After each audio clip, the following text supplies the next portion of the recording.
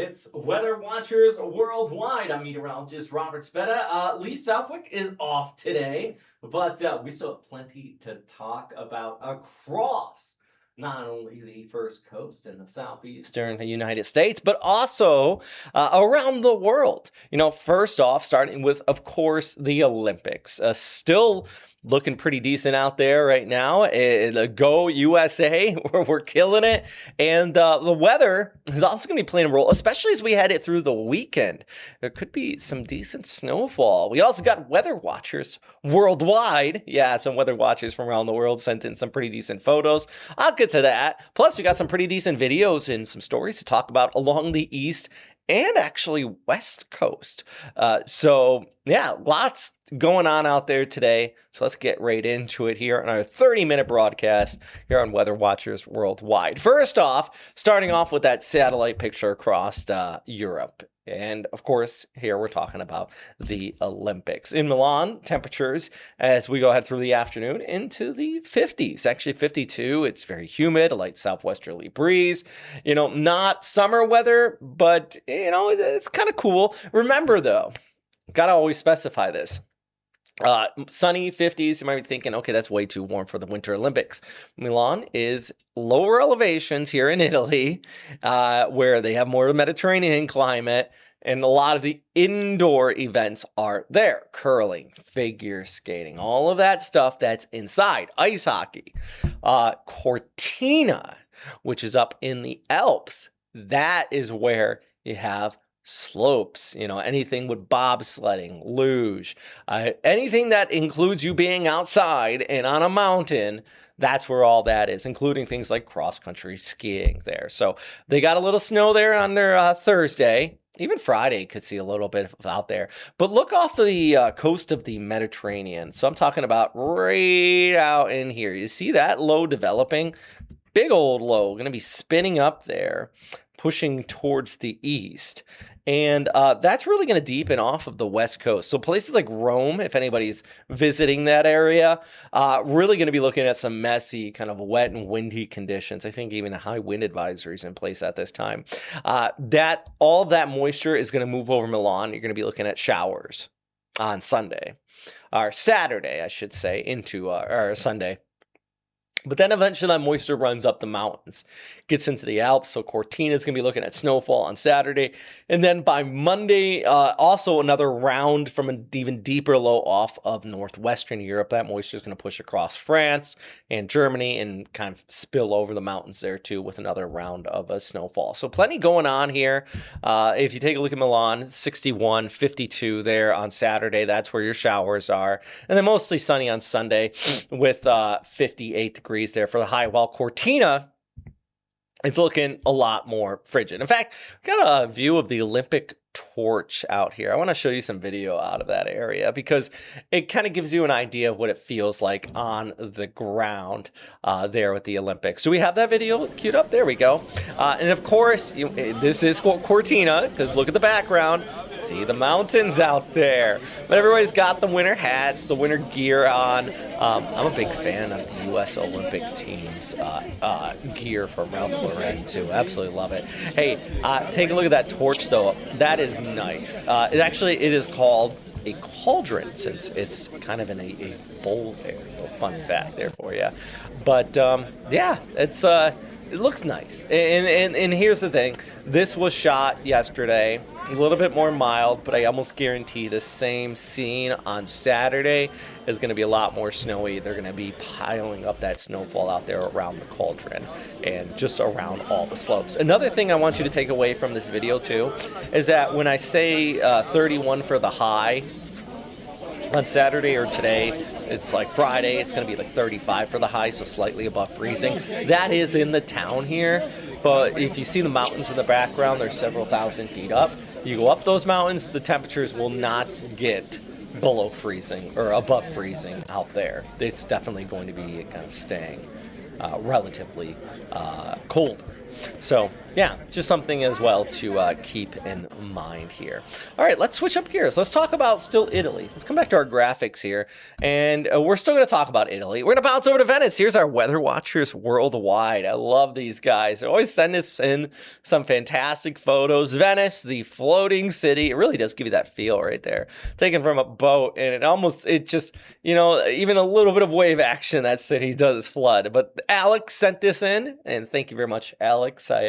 I like to put out a little call for some weather watchers from around the world, and people just always seem to send in some great shots, like Danny here out of Bangkok. Thank you so much for shooting this one out of the capital of Thailand, and looking absolutely beautiful. They got the monsoon going on, the northeast monsoon, and you hear monsoon, you might think a lot of rain, but that's actually usually draws in cooler, drier air for that area, and it looks that way. It is the kind of fresher season for Bangkok there, when you kind of blow out any air pollution or anything like that. So thank you very much, Danny. Bringing it back closer to the first coast, Brenda sent in this photo. Beautiful. This is from our Thursday morning at Fernandina Beach, just north of Jacksonville, Florida.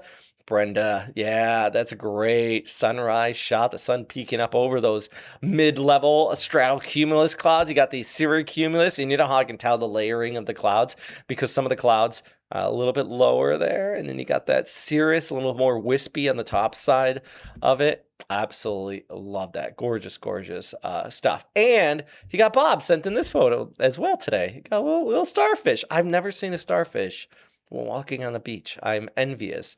Anybody who caught that. And Bob right there, professional photographer, and we're always appreciative of his photos when they are sent in to our weather watchers page here.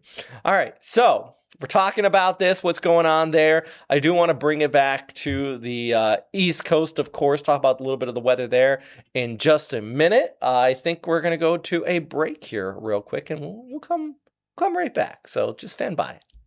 The First Coast News weather team has your most accurate forecast with weather impact alerts to warn you about severe weather. Our team is here to help you prepare and keep you safe. The First Coast News weather team is always on your side. Stream extended coverage on First Coast News Plus. This February, the past mingles with the present on Jacksonville's historic East Side. A neighborhood that everyone respected everybody. Birthed from the ashes of the Civil War, Out East remains the city's last 19th century historically black neighborhood. It's beautiful now, but not the way it was when I first came here. Each street paved with pain, persistence, and progress. Mount Olive is still on the block. Vivid Hues, stories of black history, Monday mornings at 6. First Coast News on your side. This month, we're pushing through traffic to follow the money. Transportation is really important. So we make it more affordable. Breaking down the dollars, the dangers, and what's next. We're very excited about this Better Together campaign. On the Move on Good Morning Jacksonville all month long, Tuesdays at 6 a.m. Artificial intelligence isn't coming, it's already here. And it's also a tool, not the answer. Yes. From how we prepare the next generation for work, to how law enforcement balances innovation and public trust. Don't let ChatGPT replace your therapist. Inside our classrooms. Anything you wanted to do, it would do. The revolution will be AI. Will you be ready? Watch Good Morning Jacksonville Thursday mornings at 6 all month long. First Coast News on your side. When you think winter sports, you probably don't think about the Sunshine State. Ocala was the speed skating capital of the world. Hitting the ski slopes right here in Florida. Here's a blast, and on the mountains a blast. Olympic-inspired stories right here on Good Morning Jacksonville every Friday at 6 a.m. On Weather Impact Alert Days, stay informed, prepared, and connected with First Coast News and First Coast News Plus. Coverage that alerts you to what's coming and how it will impact you. Watch extended weather coverage with First Coast News and First Coast News Plus. All right, welcome back. So we're looking at the Northeast here, Northeast United States, and, we got a little snow out there right now. But this past week, we had a fairly decent snowstorm hit up and down New England and dropped a lot of the white stuff there. The issue is when you start talking about metro areas, it's not easy to remove the snow. And think about it. If the temperatures stay below freezing and you shovel it, where do you shovel it to? Just shovel it to a sidewalk? Well, then it's stuck there. Plows actually have to use dumpsters sometimes. So I got a reporter out of the Boston area. Let's talk about what they're struggling with this snow removal. It was trash day today, and it's pretty hard to get the bins out to the curb. Just snow that's built up in some of these areas. The struggle has been real in places like Jeffries Point in East Boston. Folks here, like in many parts of the city, don't know what else to do with all the snow. Some of it piled up, in other parts pushed aside, but never really going away. This winter sucks. Yeah. The city has struggled to keep up, and despite warnings against people using space savers, it seems to have fallen on deaf ears. These stubborn snow piles are not only a nuisance for drivers trying to find parking spots here in East Boston, but also pedestrians trying to walk on the sidewalks and first responders who need access to things like fire hydrants in case of an emergency. Over in Medfield, firefighters shared this video showing how long it takes to dig out a hydrant, noting how fires double in size every 30 to 60 seconds. And while Boston EMS says they've continued to navigate the snow without interruption, they admit that the recent storm and significant accumulation have made work inherently more challenging, particularly when extracting and moving patients. I think we all can do a better job of clearing the more common spaces if the city is not getting to it, but obviously it would be great if the city did get to it. One neighbor on Webster Street got fed up with the snow and space savers and just dealt with it himself. He didn't want to be interviewed, but shared these before and after photos of the cleanup. Exactly what Ben Bruno at Walk Up Roslindale has advocated for. I would like to see a better way to band together and change that culture and be more of helping each other out rather than I got mine, everyone stay away. These efforts are showing others that sometimes you just gotta dig yourself out of a problem. I think it's the spirit of this community, and that's why I like living here. We should all do our part.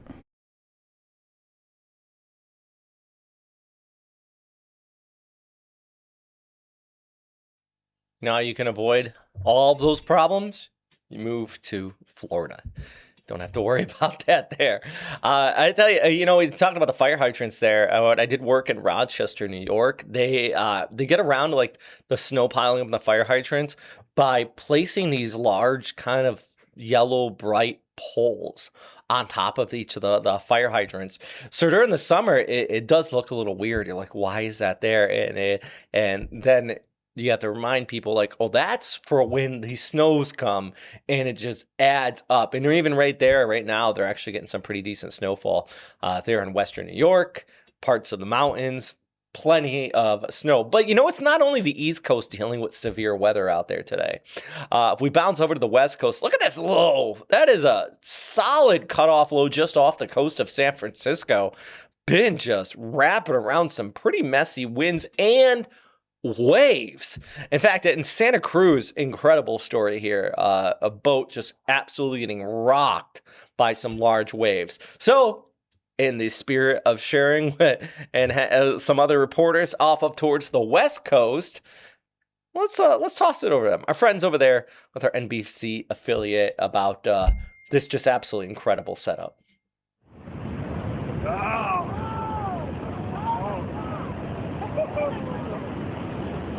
Horrifying moments on the water for a San Jose family of 6 after their boat is capsized and tossed around by a large wave.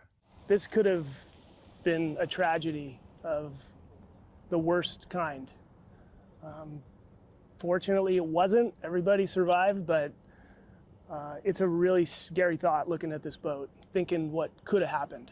Inside the boat, 4 children and their parents. The family was returning to the Santa Cruz harbor, and it's unknown if the boater was trying to beat the large wave. But experienced boaters say whoever was steering should have made a hard right. And instead he went straight, and the wave literally picked him up, curled him over, and threw the boat down, tumbling with the wave at the same time, because he chose to go straight ahead. The harbor master says the 4 children, ages 3 to 9, were all wearing life vests. Their parents were not. The boat capsizing near the popular surfing spot, Steamers Lane. The family has multiple surfers to thank. They banded together. They got a count on how many victims. They got victims on their boards. We had 6 people in the water very quickly on surfers' boards, and they were able to, they being the surfers, get them to the harbor boat and get them out of the water. Water conditions on Saturday, the day it happened, were rough. There were 8 to 12-foot swells, and staff at the harbor office warned the family not to go out on the water. He should have known better, and he should have listened to advice, from the harbor patrol that was, giving him advice. It's hard to wrap your mind around what he was thinking, but at the end of the day, nobody died. It could have been a lot worse.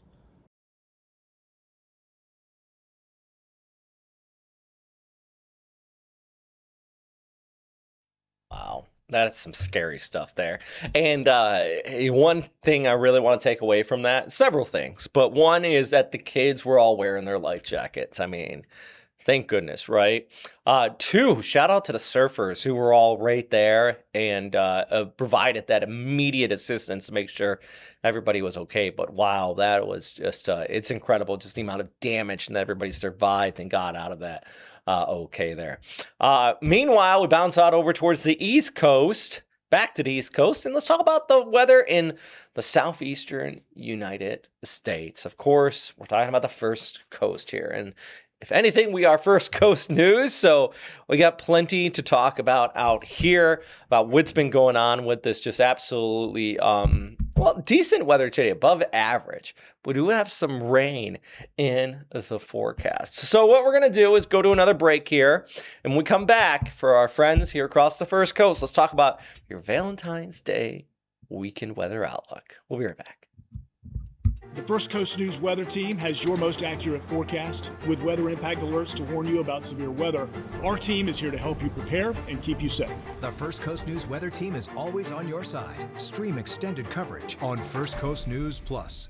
This February, the past mingles with the present on Jacksonville's historic East Side. A neighborhood that everyone respected everybody. Birthed from the ashes of the Civil War, Out East remains the city's last 19th century historically black neighborhood. It's beautiful now, but not the way it was when I first came here. Each street paved with pain, persistence, and progress. Mount Olive is still on the block. Vivid Hues, stories of black history, Monday mornings at 6. First Coast News on your side. This month, we're pushing through traffic to follow the money. Transportation is really important. So we make it more affordable. Breaking down the dollars, the dangers, and what's next. We're very excited about this Better Together campaign. On the Move on Good Morning Jacksonville all month long, Tuesdays at 6 a.m. Artificial intelligence isn't coming, it's already here. And it's also a tool, not the answer. Yes. From how we prepare the next generation for work to how law enforcement balances innovation and public trust. Don't let ChatGPT replace your therapist. Inside our classrooms. Anything you wanted to do, it would do. The revolution will be AI. Will you be ready? Watch Good Morning Jacksonville Thursday mornings at 6 all month long. First Coast News on your side. When you think winter sports, you probably don't think about the Sunshine State. Ocala was the speed skating capital of the world. Hitting the ski slopes right here in Florida. Here's a blast, and on the mountains a blast. Olympic-inspired stories right here in Good Morning Jacksonville every Friday at 6 a.m. On Weather Impact Alert Days, stay informed, prepared, and connected with First Coast News and First Coast News Plus. Coverage that alerts you to what's coming and how it will impact you. Watch extended weather coverage with First Coast News and First Coast News Plus. All right, friends. Thanks for being patient here, and let's talk about our weather for the Southeast, including, of course, the First Coast as we head through the weekend. Clear skies out there on our Thursday, and even heading into Friday, not looking too bad. We got 66 for the high. A little cooler. That's because we had a front move through here on our Wednesday. That's where all this kind of light rain came from. It was a little weak front. Sunrise 7:10, sunset at 6:13. Not too bad. But hey, just want to mention to you, as we go ahead into our Friday morning, we got a Crew 12, that is, launch coming from SLC 40 out there at Cape Canaveral. That is the SpaceX Dragon capsule aboard a Falcon 9, and they're going to be heading out to the ISS. Do remember, this is different than Artemis aboard the SLC, the Space Launch System that's going to be going to the moon. That is deep space, vastly different than low Earth orbit.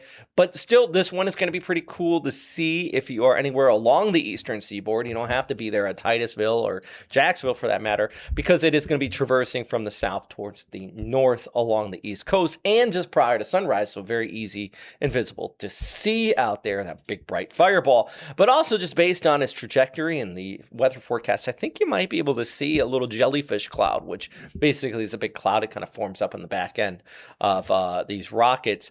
And we might see some noctilucent clouds, which just prior to sunrise, I would say the best time for viewing that would be around 6 to 6:30. When you get those upper level winds that start to skew around the contrails, and then you get the sun shining onto it before it hits us here on the ground, it creates just this like illuminating, thus nocturnal,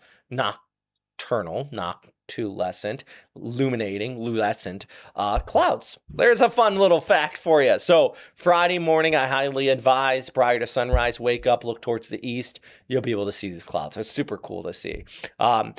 The weather is also going to be dry here on our Friday and Saturday, but Sunday we do have a weather impact alert in place because the rain is going to return with some scattered showers out there. You might even see it kind of trail over to Monday morning too. So for Valentine's Day, we got 73 there for the high. Looking like partly cloudy skies, not too bad out there. Good weather to go for a nice little romantic walk sunset. If you feel inclined to go watch the sunset together, that'll be at 6:14 p.m. A little east-southeasterly breeze coming on shore out there. But the weather's not going to be all too bad for Jacksonville and the First Coast here on our Valentine's Day. So no excuses, at least as far as the weather is concerned, not to go out there. Saturday morning, I'll be hosting this, the Lumpia run. You know, if you like your Filipino food, you know, you love lumpia. I work a lot with the Philippines, especially typhoon coverage. Been doing that since 2009. And we got a very, Jacksonville is one of the biggest Filipino communities on the East Coast. So we got a little 5K. Also been running a lot lately too. So perfect. Worlds collide. And the weather is going to be perfect for that during the morning. If you plan on stopping by, check them out. If you are in the Jacksonville area, it's at Ed Austin Regional Park. It starts at 8 a.m. And like I said, temperatures being in the 50s, the lower 60s. And we can talk about weather if you do stop by. You feel so inclined to talk about weather around the world. Why not? High pressure will be in play, though, for that. But let's rewind this. I went a little too fast. But by Sunday, we get those showers kind of working their way in. You see here, this is Sunday afternoon through the evening. Could even get a couple rumbles of thunder kind of mixed in there, right? Thus, we have that weather impact alert in place for Sunday.